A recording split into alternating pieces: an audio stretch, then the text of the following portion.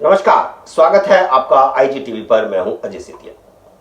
क्या आप जानते हैं कि जब सारी दुनिया कोरोना वायरस से जूझ रही है तो दुनिया भर के मुसलमान इसे गैर मुस्लिमों के खिलाफ लंबी जंग के मौके के तौर पर देख रहे हैं। हालांकि वे किसी राष्ट्रीयता में विश्वास नहीं रखते, लेकिन जरूरत पड़ने पर राष्ट्रीयता को अपनी ढाल बनाने में गुरेज भी नहीं करते। वे भारत में सरकार के खिलाफ आंदोलन में राष्ट्रीय ध्वज का इस्तेमाल करते हैं।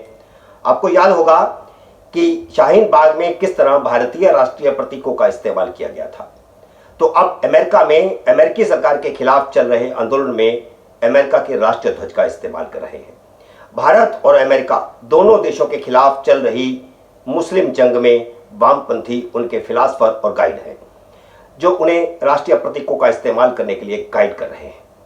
अमेरिका में जॉर्ज फ्लॉयड के पुलिस ज्यादती में मारे जाने का कोई समर्थन नहीं कर सकता, भले ही वह अब इस लूटपाट में 7.25 साल जेल की हवा खा चुका था। उसे 1998 में हथियार लूटने के आरोप में 10 महीने की कैद हुई थी। 2002 में कोकेन पकड़े जाने पर 8 महीने की कैद हुई थी। 2004 में फिर कोकेन पकड़े जाने पर 10 महीनों की कैद हुई और छूटते ही फिर कोकेन का धंधा करते पकड़े जाने पर 2005 में भी 10 महीने की कैद हुई। 2007 में उसने उससे भी बड़ा अपराध किया। वह एक गर्भवती महिला के घर में हथियार दिखाकर लूटपाट करने में फंस गया था और उसे 5 साल की कैद हुई। लेकिन उसके आपराधिक इतिहास के बावजूद पुलिसकर्मी की ओर से गला घोंटकर मारा जाना जायज नहीं ठहराया जा सकता। हाँ, कुछ क्षेत्रों में उन्हें एक संत के रूप में, साधु के रूप में भी प्रचारित किया जा रहा है, वह अलग बात है। उस संबंध में भी बहुत सारी वेबसाइट पर खबरें आ रही हैं। लेकिन जो इतिहास है वो सामने है। वो 5 बार जेल जा चुका था। 7.25 साल के करीब उसने जेल में काटे थे।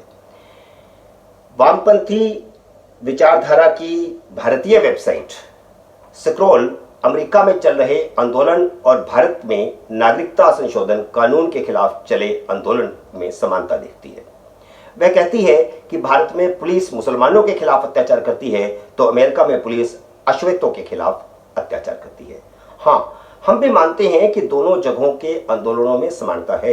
दोनों ही जगहों पर वामपंथियों ने दोनों सरकारों के खिलाफ मुसलमानों का इस्तेमाल किया है और कर रहे हैं। अमेरिका में चल रहा आंदोलन श्वेत बनाम अश्वेत नहीं है, यह वास्तव में ईसाई बनाम मुस्लिम आंदोलन है। आपने अनेक वीडियो में श्वेत मुस्लिम भी लूटपाट करते हुए देखे होंगे। यह प्रमाणित करता है कि वह आंदोलन असल में श्वेत अश्वेत नहीं बल्कि मुस्लिम ईसाई हो चुका है। जैसे भारत में वामपंथियों ने रोहित वेमुला की आत्महत्या को मोदी सरकार के खिलाफ इस्तेमाल किया था, वैसे ही अमेरिका में जॉर्ज फ्लॉयड की हत्या को अमेरिकी सरकार के खिलाफ इस्तेमाल किया जा रहा है। जॉर्ज फ्लॉयड हालांकि ईसाई था, लेकिन क्योंकि ज्यादातर अश्वेत मुस्लिम होते हैं, इसलिए वामपंथियों ने अश्वेत मुस्लिमों को ट्रंप सरकार के खिलाफ खड़ा कर दिया है।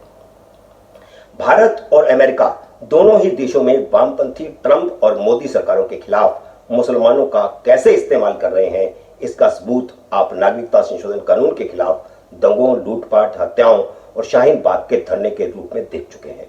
अब आपको अमेरिका के हिंसक और लूटपाट वाले आंदोलनकर्ताओं की सच्चाई भी दिखाते हैं। पहले देखिए लूटपाट करने वाले अश्वेतों की आंदोलन के दौरान ही नमाज पढ़ने की तस्वीरें और बाद में ला इलाहा इल्लल्लाह के नारों वाली वीडियो।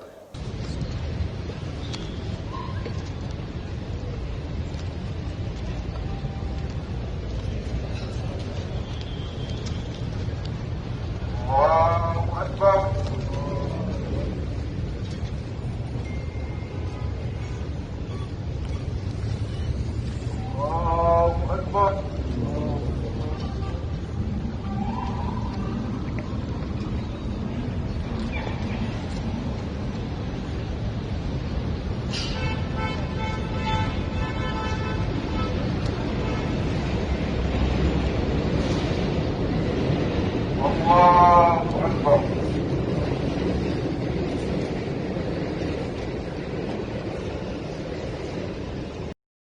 الله اكبر اشهد ان لا اله الا الله اشهد ان لا اله الا الله أشهد أن محمد رسول الله أشهد أن محمد رسول الله هيا على الصلاة هيا على الفلاح هيا على الصلاة هيا على الفلاح قد قاموا بصلاة قد قاموا بصلاة الله أكبر الله أكبر لا إله إلا الله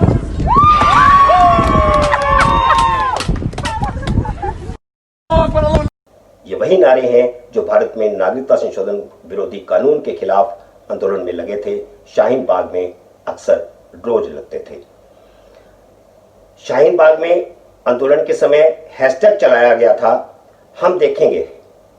अमेरिका में हैशटैग चलाया गया है ब्लैक लाइव्स मैटर, यानी कालों की जिंदगी का भी महत्व है, वे भी मायने रखती हैं। जैसे ही अमेरिका में लूटपाट और दंगे शुरू हुए, भारत में भी मुस्लिम आंदोलन को फिर से खड़ा करने के षड्यंत्र शुरू हो गए। भारत में सरकार और हिंदू विरोधी ALT न्यूज सर्विस के को फाउंडर प्रतीक सिन्हा ने अमेरिका की तरह भारत में भी मुसलमानों से सड़कों पर उतरने का एक ट्वीट लिखा, जिसे बाद में उन्होंने हटा दिया। इस ट्वीट में उन्होंने लिखा हैशटैग, उनका हैशटैग जैसे वहां था ब्लैक लाइव्स मैटर, तो उन्होंने हैशटैग लिखा मुस्लिम लाइव्स मैटर, हैशटैग मुस्लिम लाइव्स मैटर, और ये जल्द ही ट्रेंड कर गया। हालांकि कड़ी प्रतिक्रिया के बाद उन्होंने अपना ट्वीट चुपके से हटा लिया, लेकिन इस ट्वीट ने अपना काम शुरू कर दिया था और वह बड़े पैमानों पर मुस्लिम लाइव्स मैटर ट्रेंड कर गया और आज भी ट्रेंड कर रहा है। वामपंथियों ने मुसलमानों को शाहीन बाग आंदोलन को पुनर्जीवित करने के लिए तैयार करना शुरू कर दिया है। यह हैशटैग इसीलिए चलाया गया है, जिसे 24 मार्च को पुलिस ने बुलडोजर चलाकर हटा दिया था, जिसकी तस्वीरें आज भी आपके दिमाग में सामने होंगी कि किस प्रकार 24 मार्च को जब लॉकडाउन किया गया था, उसी दिन दिल्ली पुलिस ने वहां पर जाकर के बुलडोजर चला करके उनके सारे टेंट उखाड़े, सारे उनके तख्त उखाड़े। 2 जून को पहली बार गुप्तचर विभाग को फिर से खबर मिली कि महिलाओं और बच्चों को शाहीन बाग में फिर से टेंट लगा करके अनिश्चितकाल धरने पर बैठाने के लिए तैयार किया जा रहा है। जामिया मिलिया इस्लामिया के छात्र भी यूनिवर्सिटी की गेट पर धरने की तैयारी कर रहे थे। इस बार आंदोलनकारियों ने JNU के कार्यकर्ताओं शर्जिल इमाम, इशरत जहां, खालिद सैफी, शेखुर रहमान और जामिया मिलिया के सफीर जकर, मिरन हैदर और आसिफ इकबाल की गिरफ्तारी को मुद्दा बनाने का फैसला किया था। सफूरा जरगर को 10 अप्रैल को गिरफ्तार किया गया था और कोर्ट ने 4 जून को भी उन्हें जमानत नहीं दी है। धरने की इस योजना को गुप्त रूप से अंजाम दिया गया था और इस उद्देश्य के लिए कई हजार लोगों को तैयार किया जा रहा था। वे अचानक इस साइट पर इकट्ठा होते, ऐसी प्लानिंग थी और ये डेट तय की गई थी 3 जून। व्हाट्सएप ग्रुपों में संदेश प्रसारित किए जा रहे थे ताकि लोगों को 3 जून को शाहीन बाग में एकत्र होने के लिए कहा जा सके। व्हाट्सएप और ट्विटर पर हैशटैग था सब याद रखा जाएगा और मुस्लिम लाइव्स मैटर, ये 2 हैशटैग चलाए गए थे। इन लोगों ने पुलिस की आंखों में धूल झोंकने के लिए पुराने व्हाट्सएप ग्रुप और ट्विटर हैंडल का इस्तेमाल नहीं किया। अलबत्ता नए ट्विटर हैंडल और व्हाट्सएप ग्रुप बनाए गए।